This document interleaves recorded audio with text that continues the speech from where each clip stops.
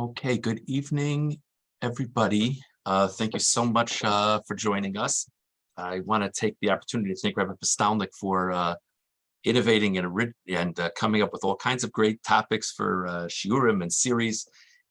He's given a very popular 2 sessions on Minhagim, and I want to thank him for giving me the opportunity to speak a little bit about Minhagim unique to our Shul, and I want to thank all of you for joining tonight. I guess the different title for this talk could be, why does the Shul do ... And I hope I'm going to come up with a decent list of minhagim, but I'll tell you what it's based on primarily. It's primarily based on the things that I find people asking about most. I'm really not going to spend much time on sort of standard minhagim in Klal Yisrael or minhagim that half the shuls do this way, half the shuls do that way. I really was trying to find some things that what we do is a little more unique and maybe a little more surprising to people. I don't want to overload everybody with sources. For some of the things I'm sharing 1, 2 sources. We'll sort of do a little bit of a mix of sources, maybe a little bit of history, maybe a little bit of perspective. Hopefully it'll all make sense. What I'd like to set as the format, if it's all right with everybody, is I'm going to introduce a minhag.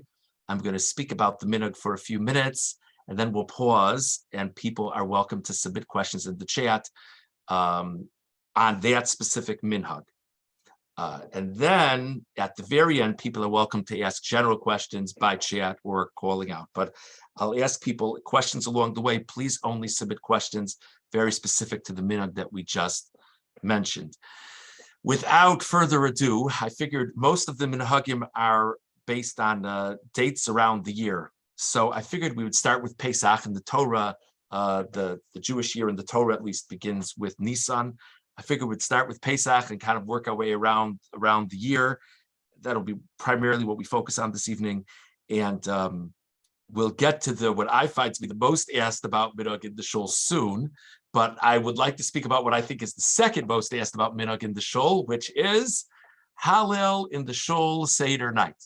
For those not familiar, our practicing in Shomer Emunah, both of the first 2 nights of Pesach, we daven Mariv, and then we go into Hallel with a bracha. It's interesting. That is a very common practice for Nusach Sfard. It's a very common practice for Nusach Sfard shuls to say Hallel Seder night. It doesn't seem to be a very common practice for Nusach Ashkenaz shuls. I should mention it's a common practice in Israel. What you generally find in many minhagim in Israel is things related to opinions of the Gra, of the Vilna Gaon, are very common in Israel. It is a common thing in Israel to say Hallel Seder night in Shul, but it's not common outside of Israel for Nusach Ashkenaz shuls. What I would like to do for a moment is show you an interesting quote from Maseches Sofrim. This is not one of the main Masechtas as we think of when we talk about the Mishnayos of Shisha Sidrei Mishnah, but this is sort of one of the quote-unquote more minor Masechtas. The Maseches Sofrim says as follows. Do you have that? Have I shared my screen effectively? Do you see it? Yeah. Okay, it says, "U'mitzvah min hamuvchar likros halu b'beis hakneses b'shtei leilos shel golios." It is ideal. It's the ideal practice to say Hallel in Shul on the first 2 nights of Yom Tiv, if you're in the diaspora, ulevarech alayan, and to make a bracha on that Hallel, uleamro b'ne'ima, and to say the Hallel very pleasantly. By the way, for anyone who does daven with us in Shul Seder night, the Hallel that we have is beautiful.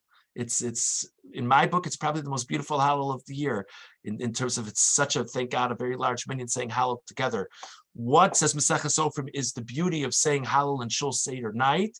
L'kayim mashenemar u'neromamash mo yachdav. The phrase in Tehillim, we will praise God's name together. So here it is. It's this night of celebrating remarkable miracles for the Jewish people. And here we are. We were in Shul anyway for Mariv. Let's elevate his name together. And Maseches Sofrim continues and says, "Ukshu koreo so bebeso, eino tzarich levarich." And when you say Hallel in the Seder at home, you don't need to make a bracha. Shekfar birech barabim.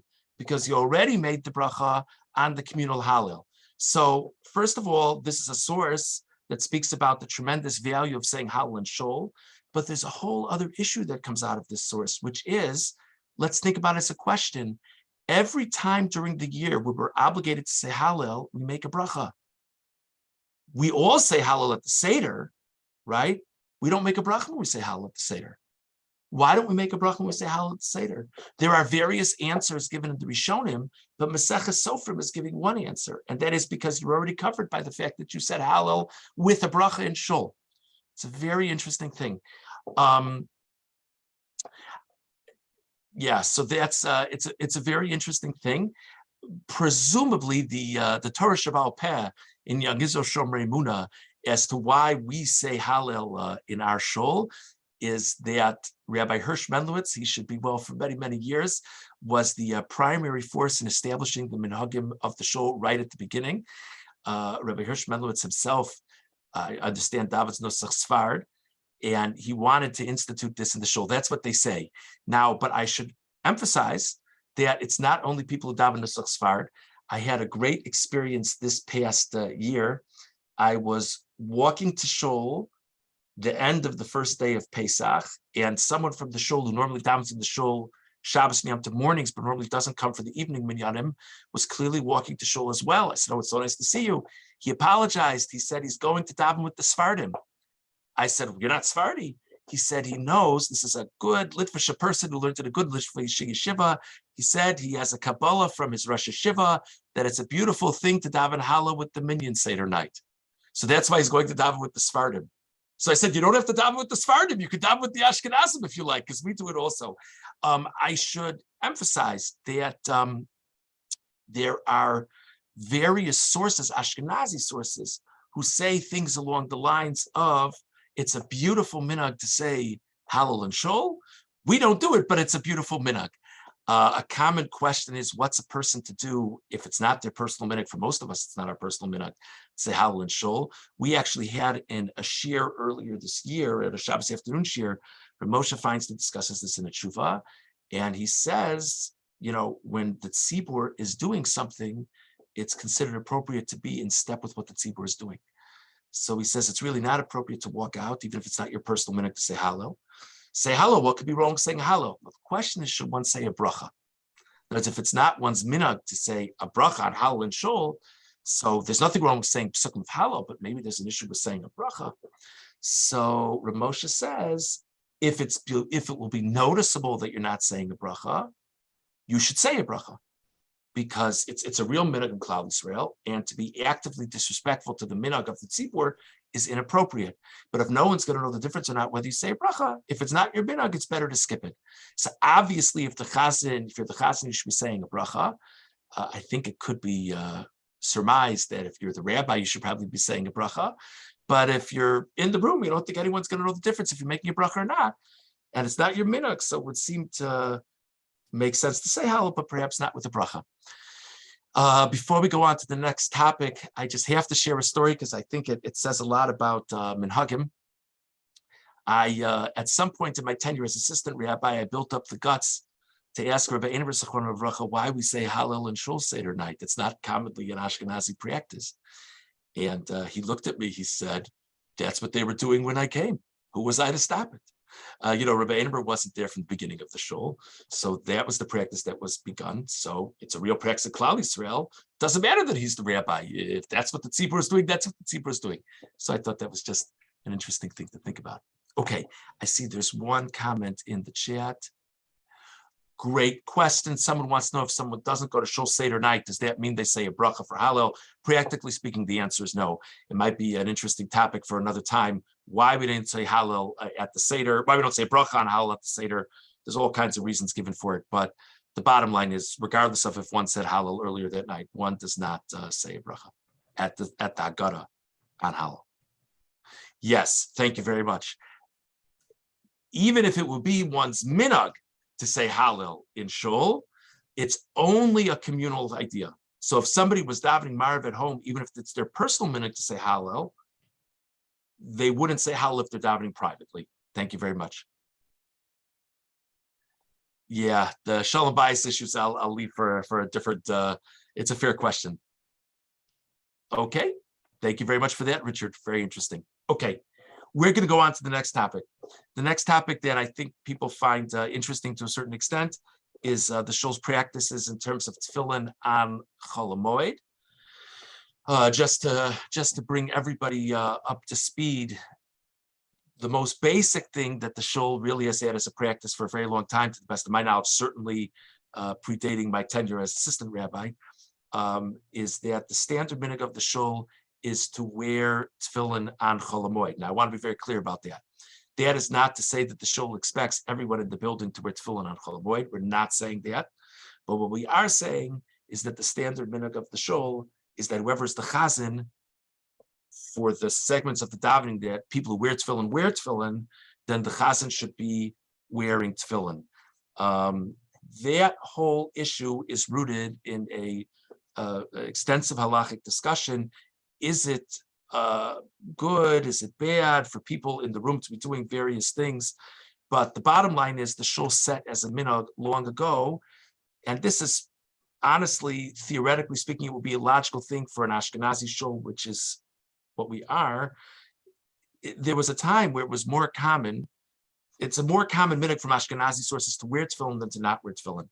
It happens to be currently in the shul, the vast majority of the people don't wear tefillin on Chol HaMoed, but this is a long-standing minhag in the shul. That sort of the default is that whoever is the chazan should be someone who wears tefillin. In respect of that minhag, by the way, I personally don't wear tefillin on Chol HaMoed, but I don't sit on in my seat along the eastern wall. I don't sit there at a time where tefillin wearer would be wearing tefillin, because I think it's disrespectful to sit in such a public place at odds with the official minhag of the shul. So that's just an interesting. That's the backdrop on that. Okay, moving on past Pesach, we have Sfiras HaOmer.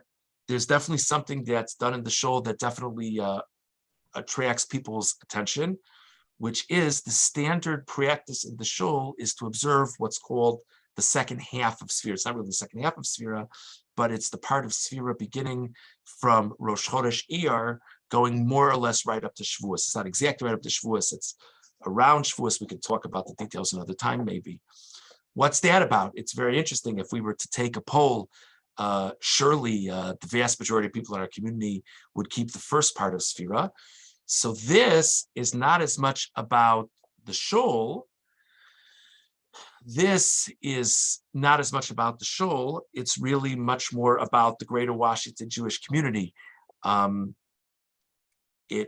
was told since my beginnings in the rabbinate in the Washington community, I've been told that the long-standing minhag is that the second part of Sfira is the official mourning period. That is not to say that the expectation is everybody keeps the second part of Sfira, but what that is to say is that for public communal things, if the question is when could someone, let's say, play music at an affair in the Washington area, when could someone not play music at an affair in the Washington area, what should the shuls that are supposed to be kind of standing for standard communal practice, what should they be observing in terms of what happens in their social halls and the like? When would a shul have a wedding? When would a shul not have a wedding? So evidently, the long-standing minhag in the greater Washington community was to do it from the second part of Sfira.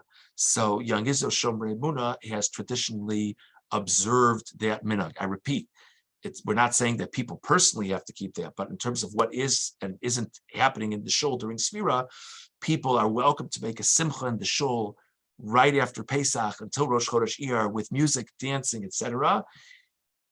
And yet, they're not welcome to do it even after Lag BaOmer until, let's say, the Shloshis Me'akbala, the 3 days preceding Shavuos. That impacts simchas. But there's one aspect of this that impacts how we run the davening, which is as following. This is always trips people up to a certain extent or has a certain amount of confusion. That has to do with Rosh Chodesh benching. Now, the normal practice is that when we bench Rosh Chodesh, the Shabbos that we bench Rosh Chodesh, we're talking about the fact that Rosh Chodesh is coming. It's a joyous thing that Rosh Chodesh is coming. And so the standard practice is on the Shabbos of Rosh Chodesh benching. We don't say Avarachamim.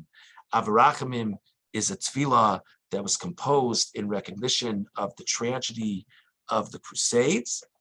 And Avarachamim is as close to mourning as we get on Shabbos. So a Shabbos of benching Rosh Chodesh, which is such a happy thing, we don't consider it appropriate to say Avarachamim. But there is an exception to that. We're told that much of the killings during the Crusades period happened during the Sfiras HaOmer period. And therefore, to not say Avarachamim during this period associated with the Crusades, and that's why we say the tefillah in the first place, would seem to be off. So therefore, there's an idea of saying Avarachamim on the Shabbos of Rosh Chodesh benching, even though it's the Shabbos of Rosh Chodesh benching, but to say it nonetheless because it's during Sfiras HaOmer. Our practice in the Shul is to say Avarachamim on the Shabbos of Rosh Chodesh benching that's during the mourning period of Sfira. And for that reason, when we bench Rosh Chodesh for the month of Iyar, that's actually before the communal observance of mourning has begun. And therefore, we refrain from saying Avarachim that Shabbos. Whereas when we bench Rosh Chodesh for Sivan, which is during what the Shul observes as the mourning period, that's when we say Avarachimim, even though it's a Shabbos of Rosh Chodesh benching. Okay, I see there's been a number of chats that have come in since I stopped before. I apologize for that.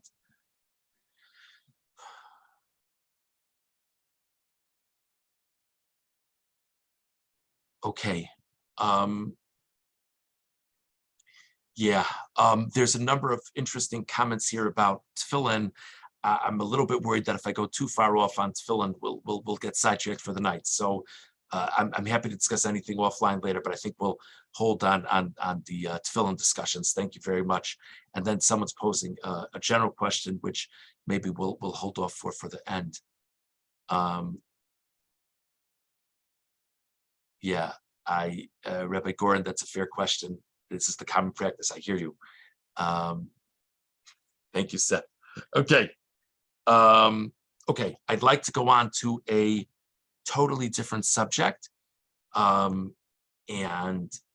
that is as follows. I want to talk about Hoshanos. Theoretically, what the Shul does for Hoshanos, just to make sure we're all on the same page, Hoshanos, that's the tefillah that the men take their Lovim and they walk around the bima.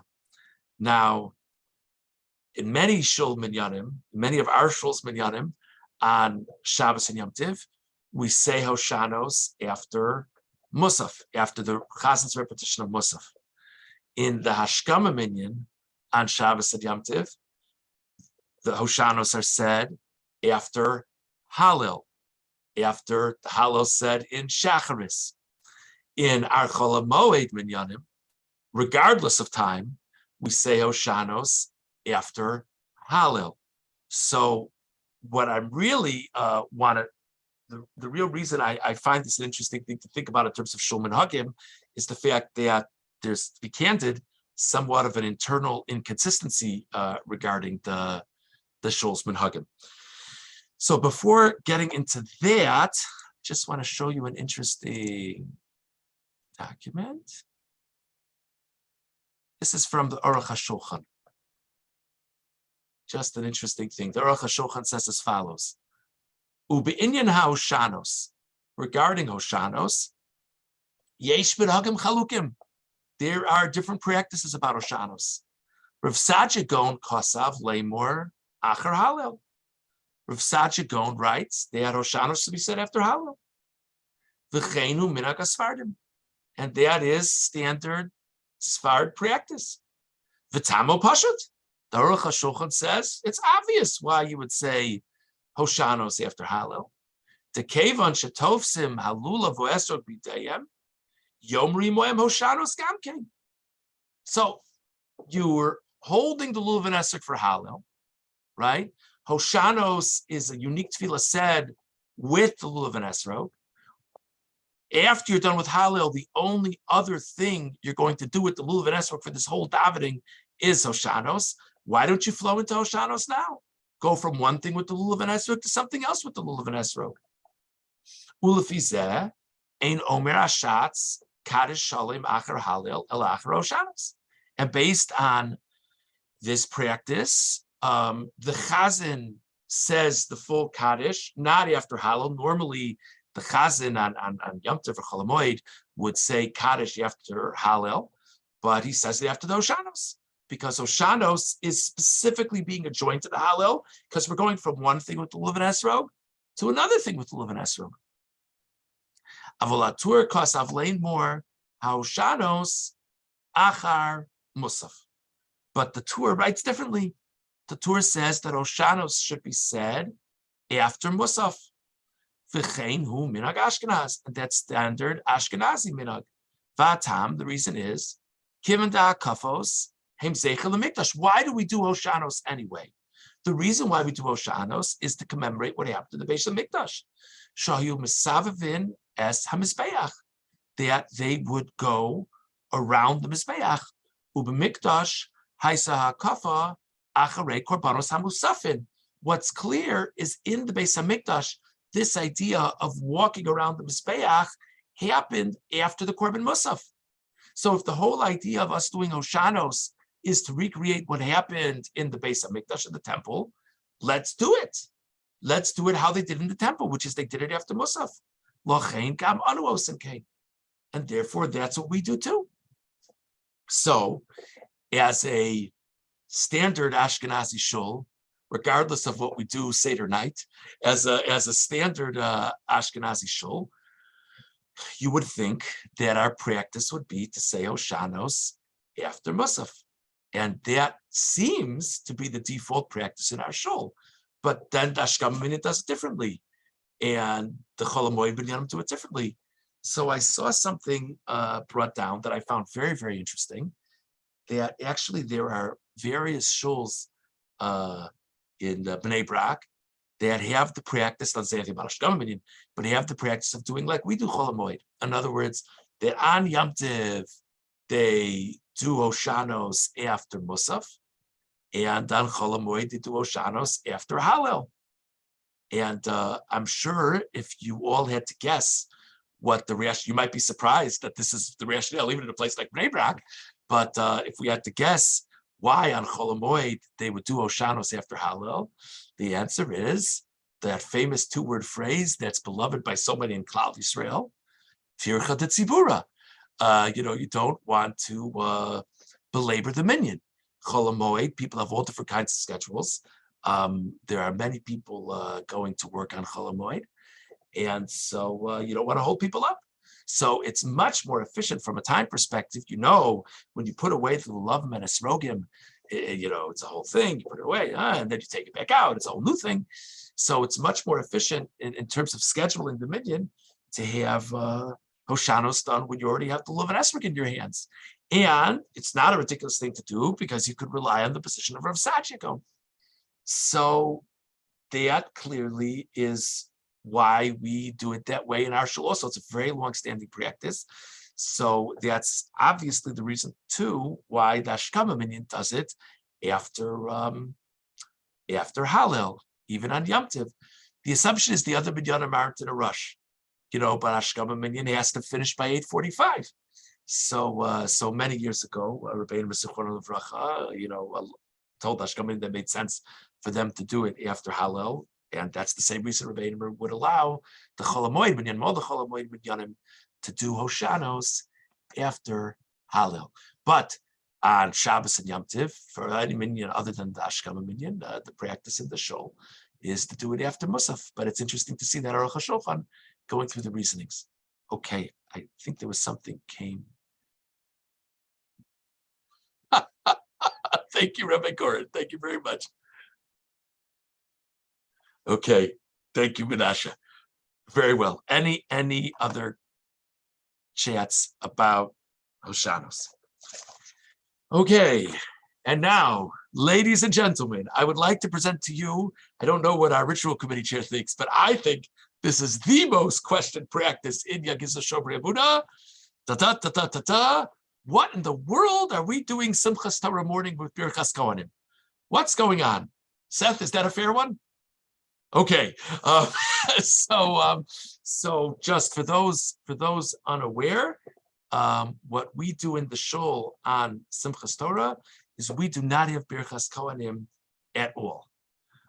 We do not have Birchas Kohanim at all. My guess is many people from other shuls are used to having Birchas Kohanim during Shacharis, and we in the Shul don't have Birchas Kohanim at all. Why would there be any idea of doing things differently on Simchas Torah? There's a very strong halachic problem with Kohanim being under the influence of alcohol when they do Birchas Kohanim. It's a very serious halacha. It's strongly urged in the halacha regarding how Birchas Kohanim is to be done. And throughout Klal Yisrael, throughout the generations, Simchas Torah has been a time of interesting things. And a number of l'chayims has clearly been a common practice in Klal Yisrael.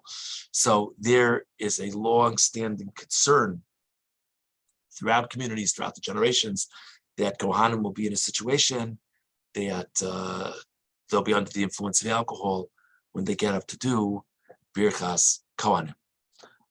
Okay, so I want to show you this document again. And what I'm reading to you now is from the Mishnah Berurah. Mishnah Berurah says as follows. This is he's talking about Simchas Torah. Ve'ein noagin lalos l'duchon. The minhag is to not do Birchas Kohanim at Simchas Torah, b'pnei deshkichi shikrus, because it's common for people to be under the influence of alcohol, and chas v'sholom for a Kohen to get up and do Birchas Kohanim under the influence of alcohol. This is a lavush that the Mishnah Berurah is citing, and it's the first opinion that he cites. Okay, Be'elia Rabba Kosav Shebet Prague, Noagin Lalos B'Musaf.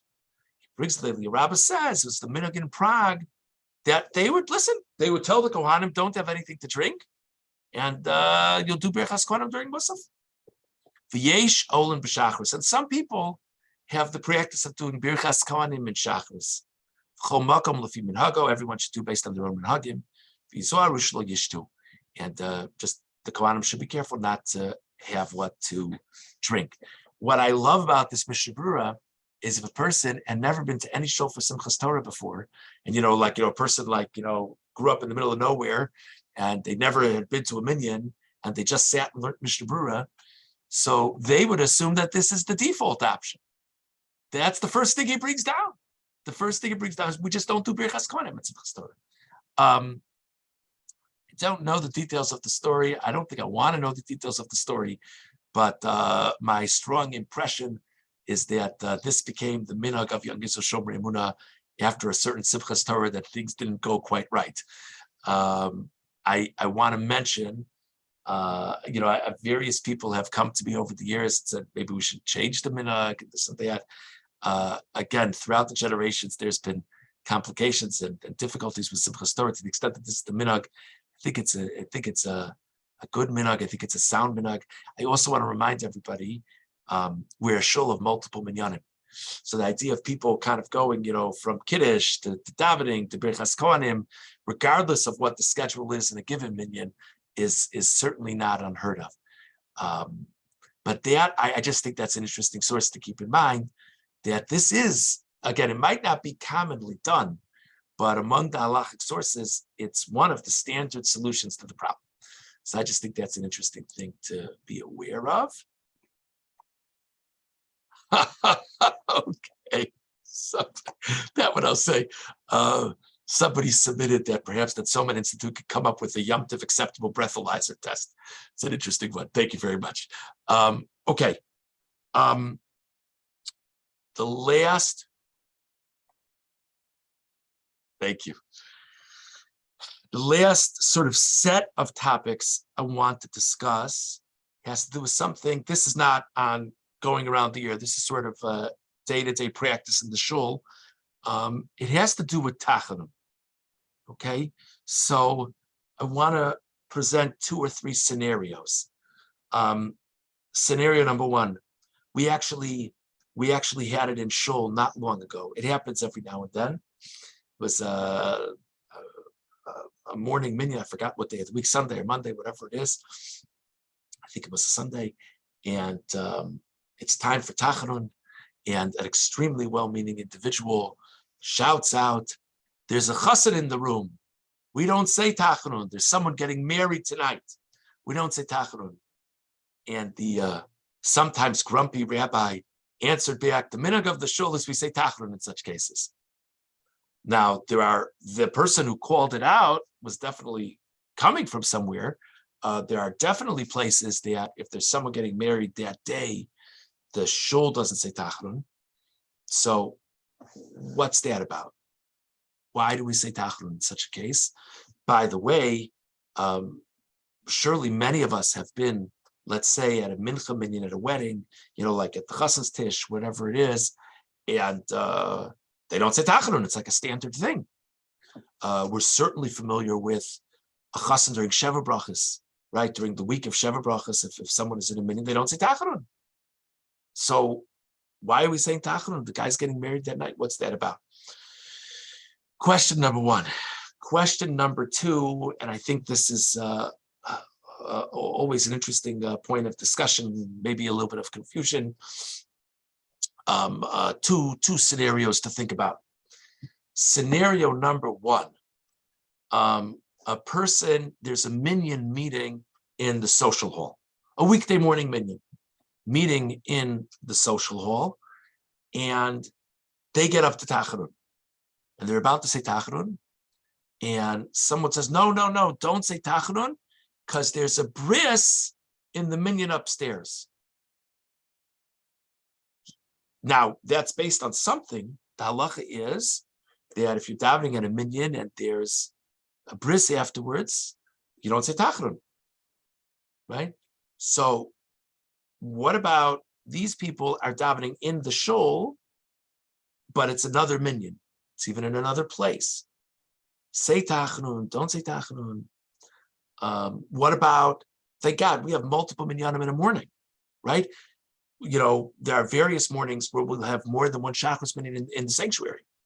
So what if the bris is after the second minyan in the sanctuary, and you're davening at the first minyan in the sanctuary? Say Tachanun, don't say Tachanun. So I'm sure there are different halachic practices about this. I just want to give people a little bit of a context. So let's read from the Shulchan Aruch. Shulchan Aruch says, "Noagu shtolipal al pneim." The minhag is to not say Tachanun. Lo b'beis ha'avel. Certainly we're aware of that. Lo aleinu, not in the Shiva house, right? We don't say Tachanun in the Shiva house. V'lo b'beis ha'chasan. Not in the house of the chassan. Presumably this means the place where the chassan is being celebrated, of the bridegroom. V'lo b'beis hakneses b'yom mila. Not in a shul on the day of a bris. V'lo k'sheyesh sham chassan. Nor when there is a chassan present. Okay, so don't say Tachanun in the where the wedding is being celebrated. Don't say Tachanun in the shul with a bris, and don't say Tachanun if a chassan happens to be there. Ramah says, "V'dafka shamilo achasan ba'oso beis hakneses." This idea is only if it's in the shul. So you can't say there's a bris in the shul down the road, so let's not say Tachanun. That doesn't work. It's if there's a bris in our shul. But if the bris is not in the shul, even if it is in another shul, omrim Tachanun, we would say Tachanun. Okay, let's get a little bit more explanation of this. Mishnah Berurah says, "V'lo b'beis hachasan." Don't say Tachanun in the place where the chassan is being celebrated. And then later on, the Shulchan Aruch said, or if the chassan appears, says the Mishnah Berurah, Haino misha shenichnas l'chuppah. What we mean is from the time that the chassan enters into the chuppah. From the time that the chassan goes into the chuppah, that's when we don't say tachanun anymore. Aval mikodem omrim. But if the chassan hasn't yet gone into the chuppah, we say tachanun. So that would mean, so to me, what this means, even though it might not be literally what the Mishnah Berurah says, but I think practically speaking, this is what this means. You go to, that's that place in Owings Mills that everybody goes to, Terrace Elka. It's a very popular place in Owings Mills, not for weddings. You go to a Terrace Elka, you're at the chassan's tish at a Terrace Elka, so you're in the place of the celebration of the wedding. The chassan's going to the chuppah any minute. So they're saying the mincha tekabbalas panim. So don't say tachanun, because that's the beis hachassan. But the wedding is at 1 o'clock in Owings Mills, and he's davening Shacharis at 7:30 in Kemp Mill. He hasn't gone into the chuppah yet. He's not at all going into the chuppah.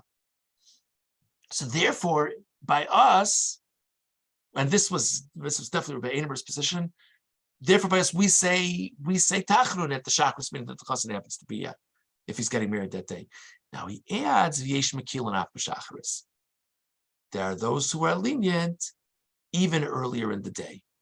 So presumably what he means is there are those who say that if the fellow is getting married that day, even if it's not the spot of the wedding, they don't say tachanun either. So that's the other practice. That's the fellow who called out at davening. But our practice traditionally has been this first position.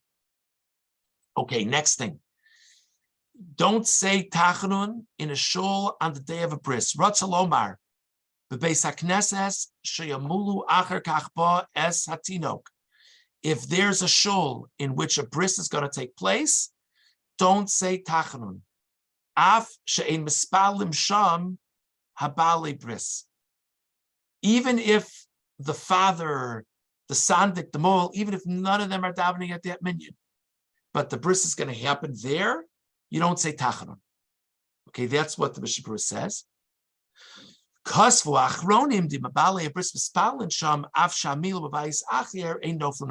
Achronim write, this is really not, wasn't said over here in the Shulchan Aruch. The Achronim write that if the people who are party to the bris, the father, the moel, the sandik, are davening in that minyan, even if that's not where the bris is being held, you don't say tachanun either.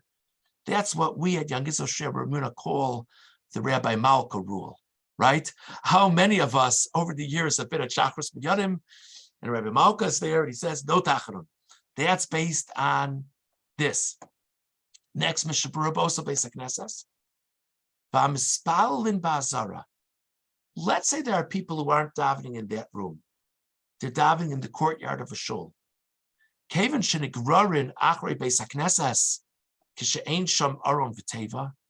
Being that if in the courtyard there's not an ark, there's not an aron which holds a Sefer Torah, so their, let's say, connection to doing the Filas Apayim, going like this for Tachanun, is based on the fact that there's an aron somewhere in the building. Im kain kishem shebebeis hakneses ein omrim gam hein ein omrim. So, if people are davening in a place that's like subsidiary to the sanctuary of the shul, let's say it doesn't even have its own aron, so then they're pulled after the sanctuary of the shul. So if in the central davening location of the shul, there's not going to be tachanun because there's a bris, so too in these auxiliary locations of the shul, there shouldn't be tachanun. But he says, the Mishnah Berurah says that the reason why they're considered auxiliary locations is because they don't even have their own aron. Which would mean, if you think about that, which would mean that if there's a set minyan in the social hall or a set minyan in the base medrash with a standard thing, an aron and a bima and everything, it's considered its own location.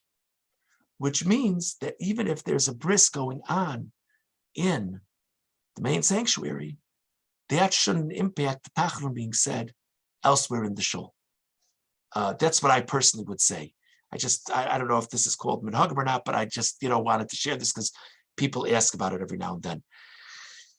This I can't say this wasn't Rabbi Einer's position. I don't have clarity on it, but this is what I've done in over these past years. The other thing that I do is, if there's a 7:30 minyan on a Sunday at 8:45 minyan, and the bris is after the 8:45 minyan, at the 7:30 minyan, there's nobody, none of the central parties from the bris at the 7:30 minyan, I have them say tachlon also. Because I just feel like there's like zero connection to the bris going on later. There's a whole other minyan happening in between. I just think that doesn't make so much sense. I want to mention one more thing that is a unique practice in the Shul that was instituted by Rabbi Einemer that I know is a head scratch for people, but I want to give the context.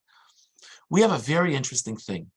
If there's someone who's going to be a moel at a bris, and not at a bris in the Shul, a bris elsewhere, we don't say tachanun. But there's one thing we do say, and that is the hiratzons after laning. The practice in the Shul is, so if there's a bris at that minyan, we don't say hiratzons. That normally follows tachanun. But if it's not that there's a bris at the minyan, and it's just there's like a moel there who's going to a bris elsewhere, we do say the hiratzons. And that is for a very specific reason. Baruch Hashem, Rabbi Mauka was doing very big business, and practically every day, it seemed, many, many days in the week, Rabbi Mauka had a bris to go to. And we only say Yiratzon 2 days a week to begin with, maximum. Rabbi Einemer said, gosh, there's so many Mondays and Thursdays we have a bris, we're like never saying Yiratzon. So he said, even though we won't say Tachanun, he doesn't want it to be that, we never say the Yiratzon. So he said, if it's just that the moel is going to bris somewhere else, we won't say Tachanun, but we'll say the Yiratzon. And I just want to point out, this was this Mishnah Berurah I was reading before. This whole idea of not saying Tachanun because like the moel is present, or the father is present, the santik is present. This was not in the Shulchan Aruch to begin with. This was the Mishnah Berurah cited it from later sources. So it would seem to be that there's a sufficient reason to be lenient about the practice in the first place. Okay, let me just see what else is in the chat. Let's see. Hold on.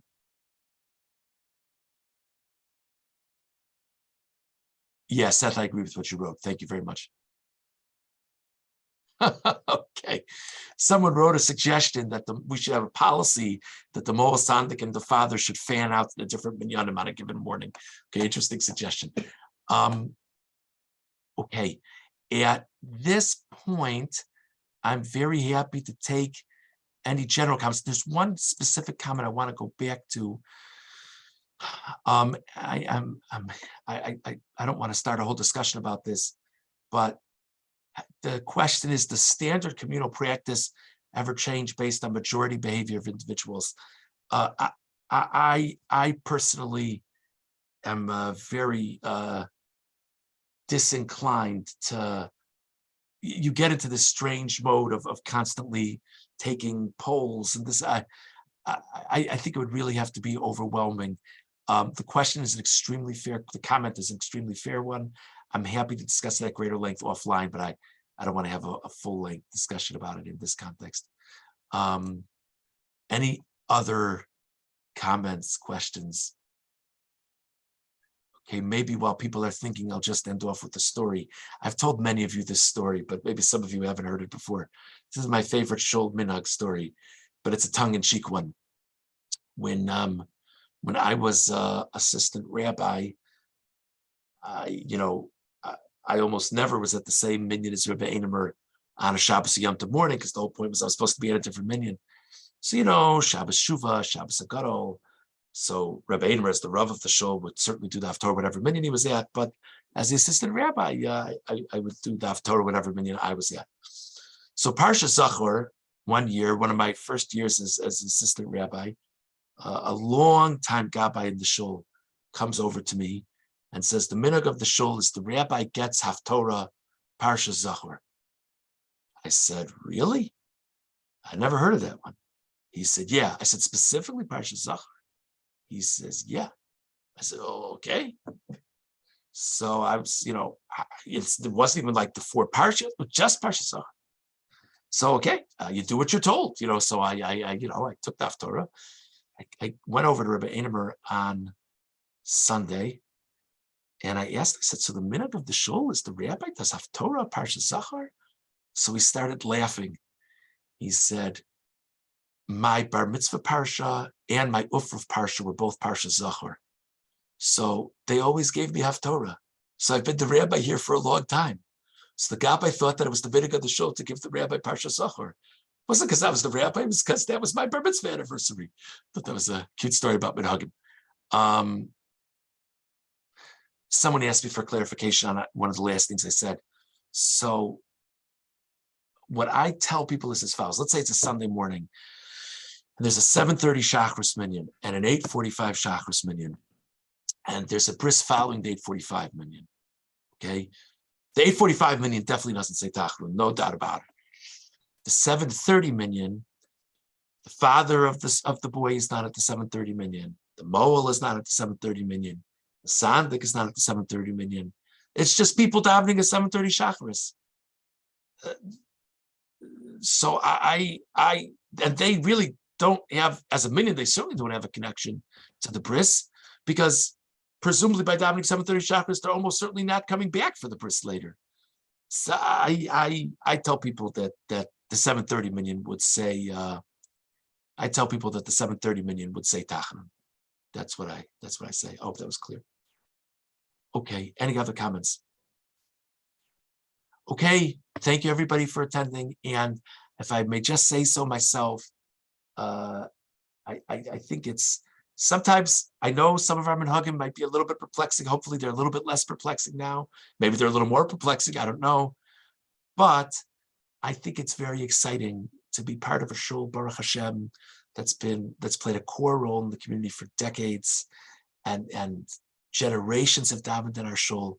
It's a neat thing to think about, that that we do it this way, we do it that way, because that's what they did in the scientist shul decades ago. It's just it's a nice thing to think about, and we should be zochar. Our shul should continue with Hashem's help to flourish and grow, and Bez Hashem, we'll bring our minhagim with us as a shul to Yerushalayim with the coming of Mashiach Tzidkenu Meir of Yameinu. Okay, thank you very much. Thank you for joining, everybody. Take care. Thank you. Thank you. Thank you.